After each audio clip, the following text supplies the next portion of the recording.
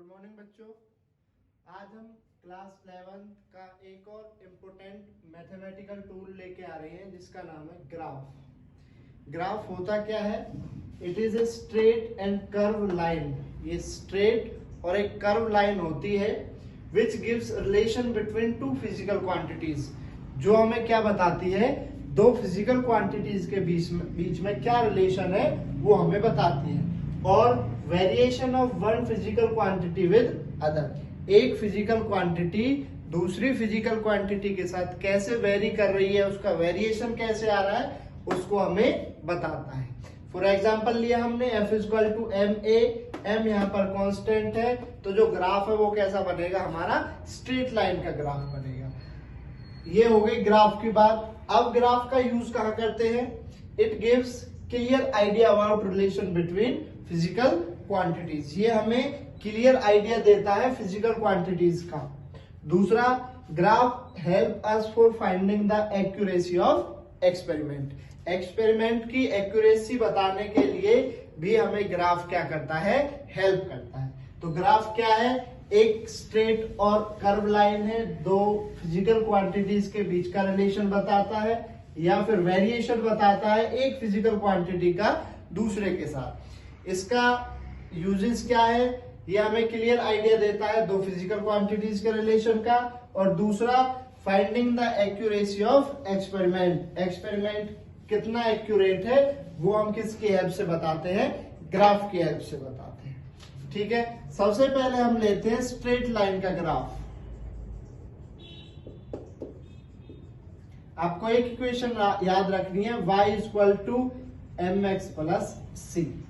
Y equal to M x plus C, इसी से सारे ग्राफ हमें बनाने हैं। ठीक है, यहां पर m क्या है?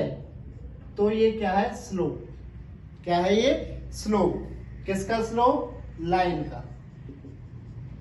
c अभी बताएंगे आपको क्या होता है। c को बोलते हैं इंटरसेप्ट। ठीक है, अब मैंने एक एक्स एक्सिस लिया, वाई एक्सिस लिया, एक रैंडमली एक लाइन खींच दी। ठीक है, ये लाइन अब हमें बतानी है। देखिए, सबसे पहले स्लोप क्या होता है? स्लोप होता है tan theta. M equal to tan theta. ये टेन थीटा निकालना कैसे है वो देखिए। एक्स जो लाइन है उसको एक्स एक्सिस तक लेके जाइए। अब इसके बाद पॉजिटिव डायरेक्शन की साइड चलिए और एंटी क्लॉकवाइज एंगल बनाइए। ये बनेगा आपका टेन थीटा। ठीक है, उसके बाद ये और ये इसका सेंटर, इसको बोलते हैं इंटरसेप्ट। ठीक है, अब उसकी भी एक कंडीशन है, जो स्लोप होता है वो पॉजिटिव हो सकता है और नेगेटिव हो सकता है। स्लोप कैसा होगा? पॉजिटिव होगा और नेगेटिव होगा। स्लोप पॉजिटिव कब होगा? जब थीटा लेस देन 90 डिग्री हो, और नेगेटिव कब होगा? जब theta is greater than 90 degree. एक और चीज याद रखिए, जब स्लोप पॉजिटिव होगा, जो ग्राफ है फर्स्ट और थर्ड क्वाड्रेंट में आएगा। जब स्लोप नेगेटिव होगा तो जो ग्राफ है वो सेकंड और फोर्थ में आएगा। ठीक है, अब देखिए इधर ये एंगल कितना है? तो आंसर है 90 से छोटा है। अगर 90 से छोटा है तो स्लोप m की वैल्यू क्या हो जाएगी? पॉजिटिव हो जाएगी।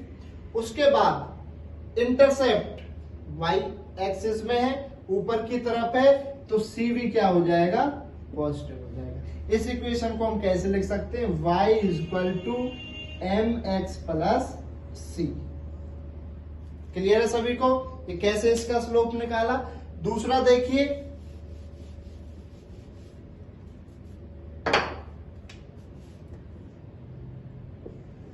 मैंने एक रैंडमली लाइन खींची,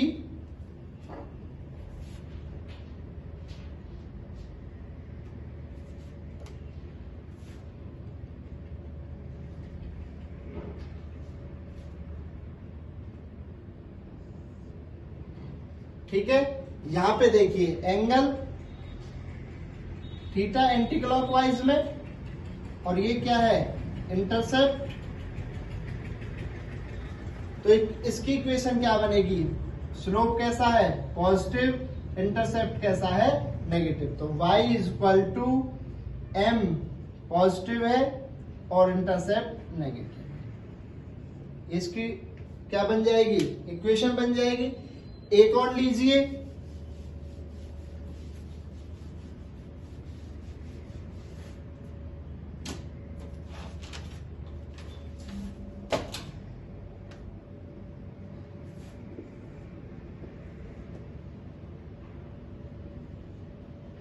ठीक है, एक रैंडम लाइन ली हमने, ये क्या हो गया x, ये हो गई हमारी y एक्सिस।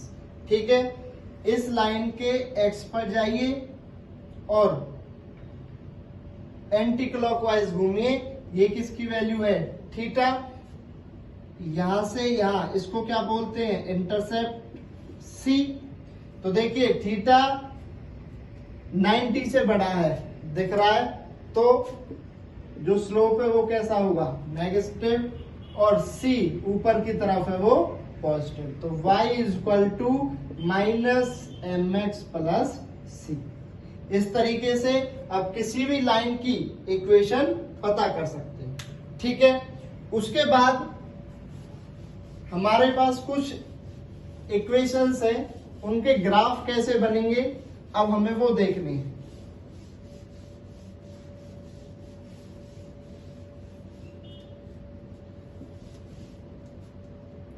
जैसे y directly proportional to m minus a, proportionality का साइन हटाया, k m minus a. Clear है सभी को।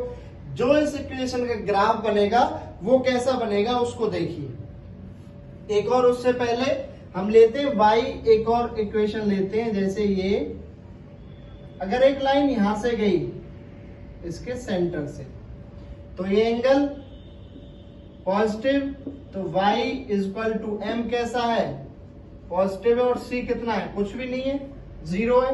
तो हम इसको कैसे लिखेंगे mx। ठीक है, अगर ये इक्वेशन ऐसे जाती तो थीटा बड़ा है तो स्लोप नेगेटिव 90 से, तो y इक्वेशन क्या हो जाएगी माइनस mx। ये एक और है, जब कोई लाइन कहां से जाए सेंटर से जाए। उसके बाद हमने एक इक्वेशन ली y equal to x directly proportional to x minus A, x minus A. ठीक है, जो इसका ग्राफ बनेगा वो ग्राफ कैसा बनेगा उसको देखिए। ये x एक्सिस, ये y एक्सिस, यहां से यहां तक जो इसका ग्राफ बनेगा y directly proportional to x minus A, उसका ग्राफ कैसे बनेगा इस तरीके से बनेगा।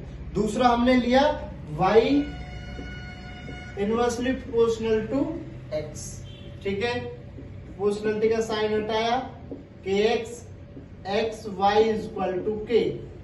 तीनों का जो ग्राफ बनेगा, तीनों एक ही चीज है, जो इनका ग्राफ बनेगा उसको देखिए कैसे बनेगा। ये हमारा x एक्सिस, ये y एक्सिस। ठीक है, जो इसका ग्राफ बनेगा वो इस तरीके से बनेगा।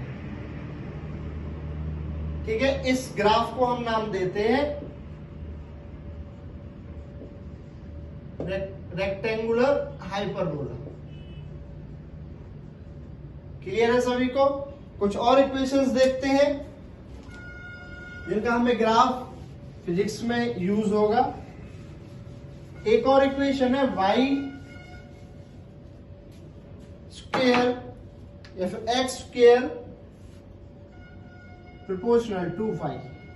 ठीक है, इसका जो ग्राफ बनेगा प्रोपोर्शनलिटी का साइन हटा के k y, वो ग्राफ कैसा बनेगा देखिए। ये x एक्सिस, ये y एक्सिस। ये जो ग्राफ बनेगा सिमेट्रिक बनेगा किसके y एक्सिस के।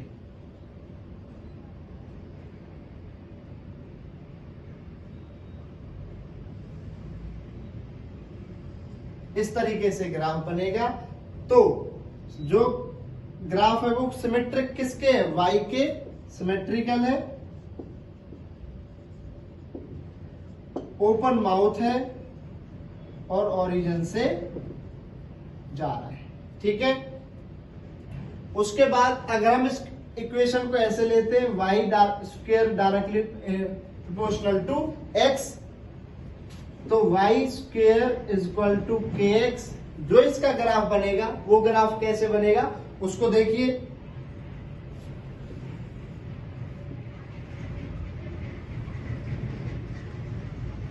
ग्राफ बनेगा इस तरीके से बनेगा, x एक्सिस के सिमेट्रिकल होगा, ओपन माउथ होगा और ओरिजिन से जाएगा। ठीक है, ये दोनों इक्वेशन हाइपरबोला की है। उसके बाद हम ले लेते हैं y square is equal to K X plus C, y square is equal to K X plus C. इसका जो ग्राफ बनेगा उसको देखिए,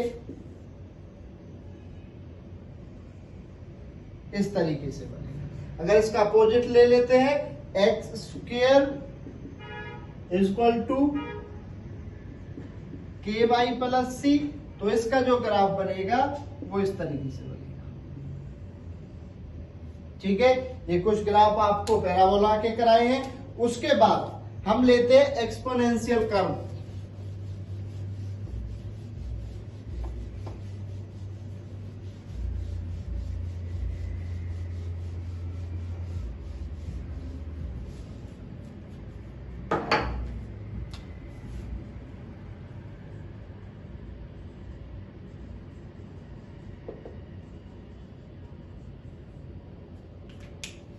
एक हमारे पास इक्वेशन है y directly proportional to e की पावर माइनस के एक्स।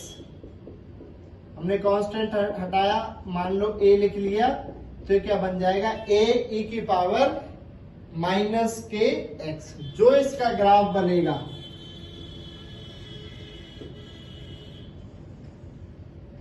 वो इस तरीके से बनेगा। ठीक है, अब जो इसका एक्सपोनेंशियल है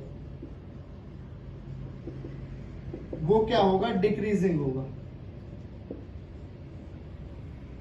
क्लियर है सभी को।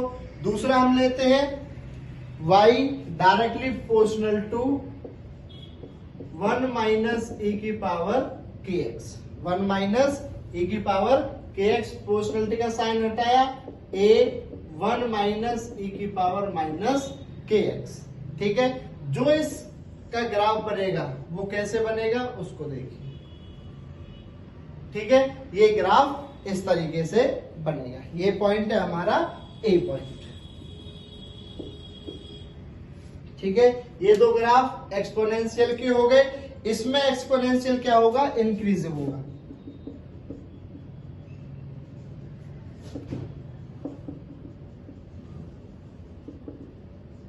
इसमें एक्सपोनेंशियल इंक्रीज हो रहा है, इसमें एक्सपोनेंशियल डिक्रीज हो रहा है। उसके बाद हम एक इक्वेशन लेते हैं इलिप्स की।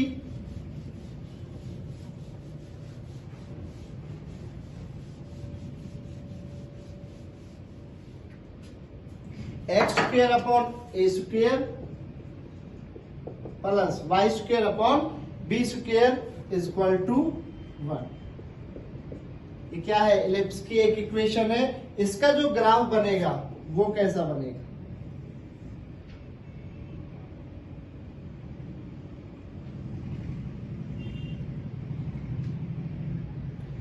ये ए है और ये क्या है,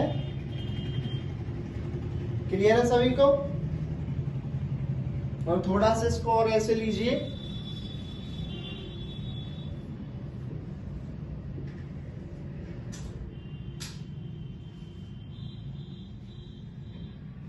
ठीक है, ये हो गया ए और ये हो गया हमारा बी। एक और इक्वेशन लेते हैं, x square plus y square is equal to a square. इसका ग्राफ कैसे बनेगा, किसकी इक्वेशन है, सर्कल की। ये भी ए और ये भी, ये आपके ग्राफ कैसे बनते हैं स्ट्रेट लाइन के, स्टार्टिंग में बताया था। एक इक्वेशन याद रखनी है, y equal to mx plus c. m क्या है, स्लोप है जिसको tan थीटा से हमें फाइंड करना है। c क्या है, इंटरसेप्ट। ठीक है, इसमें आपको सारी इक्वेशन बताई थी स्ट्रेट लाइन की। कैसे भी लीजिए एक रैंडमली लाइन, मान लो ये ली हमने, ये एंगल क्या है, मोर देन 90 डिग्री, तो m क्या हो जाएगा आपका, नेगेटिव हो जाएगा। और ये क्या है, c, ये भी नीचे की तरफ है तो c भी क्या हो जाएगा, नेगेटिव हो जाएगा। तो y equal to minus M x minus c. Clear है सभी को। ये ग्राफ का टॉपिक जो मैथमेटिकल टूल है वो होता है यहाँ पर खत्म। अगर वीडियो में आपको कोई और ग्राफ पूछना है किसी लाइन को तो वो हमें कमेंट सेक्शन में कमेंट कर सकता है। अगर आपको हमारी वीडियो अच्छी लगी तो इसको लाइक करिए, हमारे चैनल को सब्सक्राइब करिए। Thank you.